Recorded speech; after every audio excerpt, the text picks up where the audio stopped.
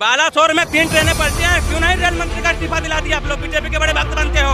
आज की आदमी पब्लिक पागल है कि जो समझ नहीं रही है कि राहुल गांधी फटे हुए पहन के आ रहे हैं, हेलीकॉप्टर से उतर रहे हैं, उसका खर्चा कितना देना पड़ता है। अच्छा, हमारी कांग्रेस अच्छी थी, नहीं चाहिए भाई, ये हमारी कांग्रेस सरकार बढ़िया है। जान दे देंगे इसके लिए, क्या बात कर रहे हो आप?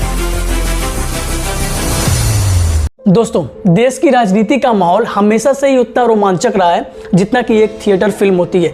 हर किसी के मन में यह सवाल जरूर है कि आने वाले चुनाव में कौन होगा वो व्यक्ति जो देश को नई ऊंचाइयों पर लेकर जाएगा। इस बार भी चुनाव पहली बार की तरह ही 7 चरण में होगा और चुनाव का रिजल्ट 4 जून को होगा। 4 जून एक ऐसा दिन होगा जिस दिन ये डिसाइड हो जाएगा कि देश की आने वाली 5 सालों की ग्रोथ किसके हाथों में है, कौन सी पॉलिटिकल पार्टी बनेगी अगली प्राइम मिनिस्टर और किसके हाथ में आएगा देश को संभालने का कारोबार। आज की सिंगल वीडियो में हम पूरी रिसर्च, आम जनता के ओपिनियन, न्यूज़पेपर, आर्टिकल्स, इन सब की मदद से जान पाएंगे कि किसके सबसे ज्यादा चांसेस है अगला प्रधानमंत्री बनने का।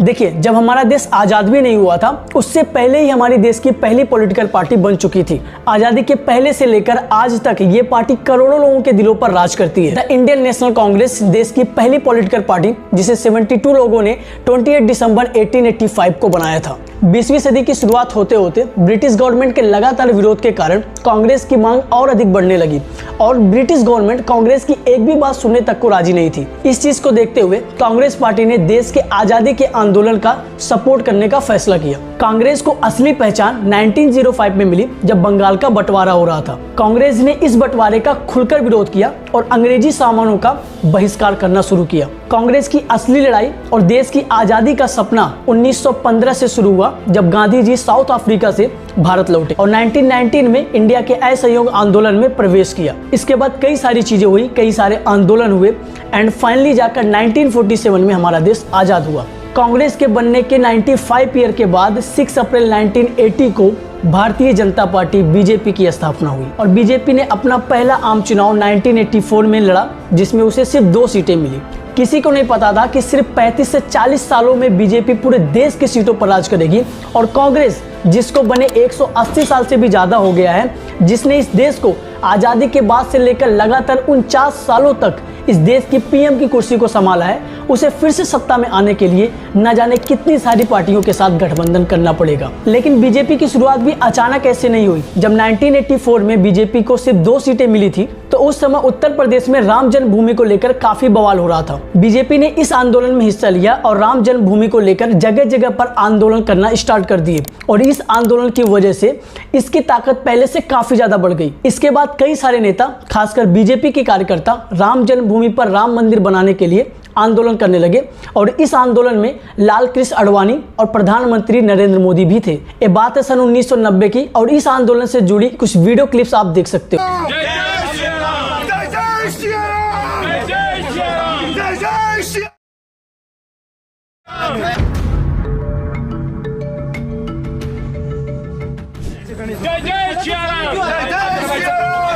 जिंदाबाद जिंदाबाद।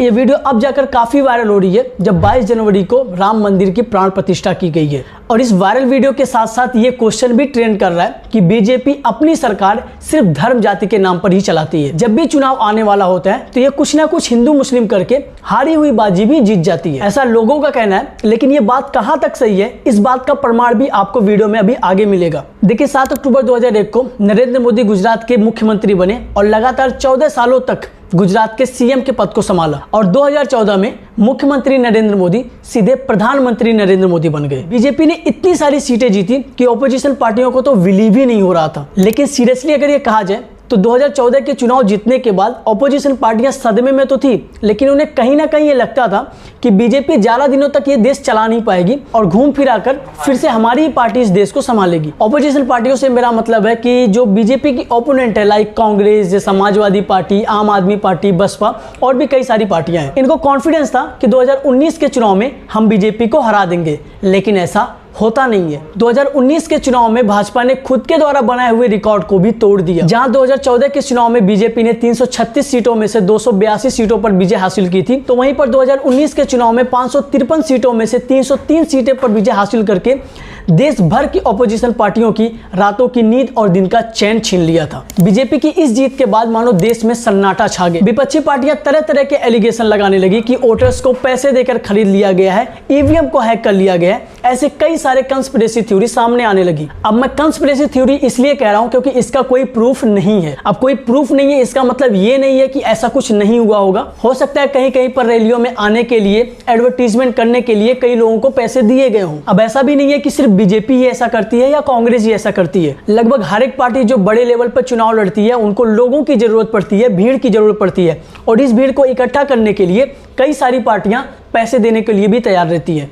और इस बात से काफी लोग एग्री करते हैं क्योंकि उन्हें यह मालूम है कि अगर किसी रैली में 1000 लोग हैं तो उनमें से सभी लोग तो उस सेम पार्टी के सपोर्टर नहीं होंगे। कुछ लोग तो उन रैलियों में इसलिए शामिल हो जाते हैं क्योंकि उन पार्टियों के द्वारा कुछ नाश्ते वास्ते का भी प्रबंध रहता है और बाइक में फ्री का पेट्रोल डालने के लिए मिल जाते हैं, और कहीं कहीं पर तो ऐसा होता है कि कुछ खर्चे पानी का भी व्यवस्था हो जाता है। इसलिए कई सारे लोग बिना वजह भी उस रैलियों में शामिल हो जाते हैं। और कुछ लोग तो सिर्फ उन नेताओं को देखने जाते हैं जो उन रैलियों में आने वाले होते हैं, क्योंकि उनको मालूम है कि ये नेता सिर्फ इन चुनाव के वक्त ही देखने को मिलते हैं। चुनाव जीतने के बाद 5 सालों तक गलती से भी उनके साक्षात दर्शन नहीं होते। मिला जुला कर ये पैसे वाली जो बात है ये लगभग हर एक पार्टी पर अप्लाई होती है, क्योंकि कोई भी पार्टी कितनी ही ईमानदारी से चुनाव क्यों न लड़ ले, इलेक्शन के दौरान उसके करोड़ों रुपए खर्च हो जाते हैं। और ये बात बिल्कुल सच है। किसी भी चुनाव में जीत हार के बाद जो दूसरी सबसे बड़ी कंस्पिरेसी थ्योरी उठाई जाती है ऑपोजिशन पार्टी और कुछ लोगों के द्वारा कि ईवीएम को हैक किया गया है, तो इस थ्योरी को मैं पूरी तरीके से गलत साबित करता हूं, क्योंकि ईवीएम को हैक करना इम्पॉसिबल है। ईवीएम हैक क्यों नहीं हो सकती है इसके ऊपर मैंने ऑलरेडी एक पूरी वीडियो बनाई है, उसका लिंक डिस्क्रिप्शन में दे दिया है, तो जाकर उस वीडियो को जरूर देखना। देखिए, जब बीजेपी 2019 के चुनाव को भी भारी सीटों से जीत जाती है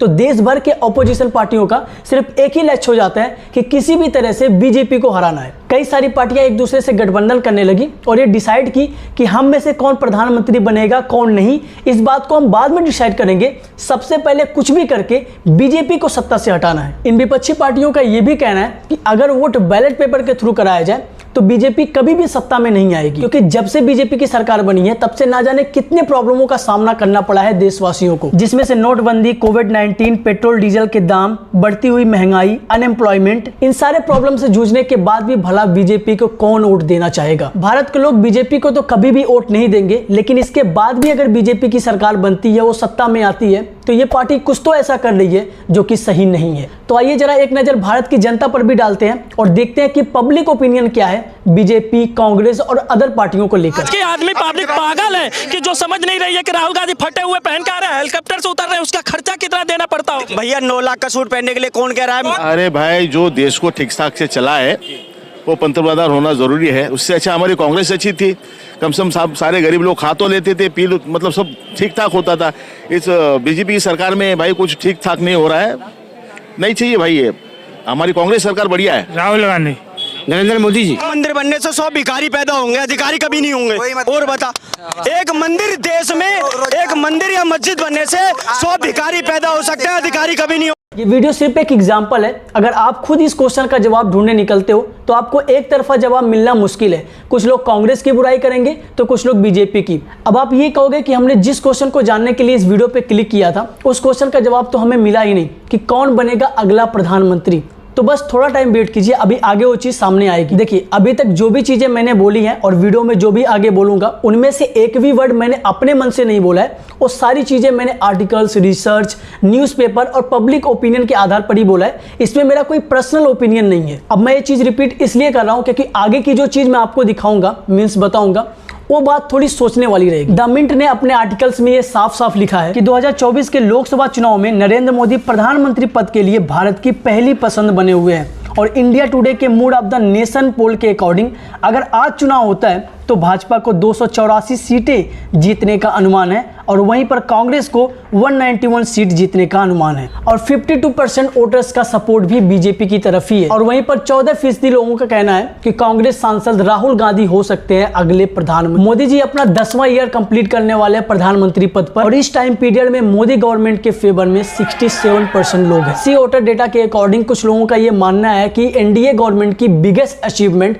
कुछ इस प्रकार है, जिसमें कोविड-19 महामारी के लिए 20%, आर्टिकल्स 370 को रिमूव करने के लिए हटाने के लिए 14% और राम मंदिर का निर्माण करने के लिए 12% थी। और उसमें से 8% लोग ये भी सोचते हैं कि कोविड-19 से निपटना एनडीए गवर्नमेंट की सबसे बड़ी फेलियर है। 25% लोगों का मानना है कि इस फेलियर की असली वजह प्राइस राइज है और भी कई तरह के एलिगेशन लगाए जाते हैं और उसे हटाए जाते हैं। अब इस वीडियो का ओवरऑल व्यू देने की तो जरूरत नहीं है, जो भी परसेंटेज के बेस पर इन पार्टियों के हारने और जीतने की बात हुई है उसके अकॉर्डिंग आप अपना ओपिनियन बना सकते हो। बट इन सबसे पहले मैं एक बात क्लियर कर देना चाहता हूं कि ये जो सारी चीजें आपको बताई गई है ये सिर्फ थ्योरी के बेस पर बताई गई है। रियल लाइफ में क्या होने वाला है, रियल टाइम में क्या होने वाला है, इसका पता हम पहले नहीं लगा सकते। कौन सी पार्टी जीतेगी, कौन सी पार्टी हारेगी, कौन बनेगा अगला प्रधानमंत्री, ये हम थ्योरी के बेस पर, रिसर्च के बेस पर बता सकते हैं, बट उसको हम कंफर्म नहीं कर सकते कि हाँ यही बनेगा। कहने का मतलब है कि हम सिर्फ अनुमान लगा सकते हैं, कंफर्म बता नहीं सकते। और एक और क्वेश्चन उठाया जाता है लोगों के द्वारा कि प्रधानमंत्री नरेंद्र मोदी के एज होने के बाद कौन बनेगा बीजेपी का अगला पीएम कैंडिडेट। तो इस क्वेश्चन का जवाब भी जान लीजिए। द मिंट की रिपोर्ट से यह पता चलता है कि जो बीजेपी से अन्य उभरते हुए कैंडिडेटर हैं, जिनमें होम मिनिस्टर अमित शाह का 26% चांसेस है मोदी के बाद पीएम बनने का, उत्तर प्रदेश के सीएम योगी आदित्यनाथ जिनके चांसेस है 25% और केंद्रीय मंत्री नितिन गडकरी जिसके चांसेस है 16%। फिलहाल तो अभी इन तीन ही नेताओं के नाम सामने आ रहे हैं, बाकी आगे क्या होगा ये देखने वाली बात रहेगी। ओवरऑल ये थी आज की वीडियो। ये वीडियो आपको कैसा लगा कमेंट में जरूर बताएं और इस वीडियो को अपने फैमिली के साथ, अपने फ्रेंड्स के साथ शेयर जरूर करें। Thank you so much, goodbye. Let me take you back to a time when love was as precious as diamonds, where if you search you would find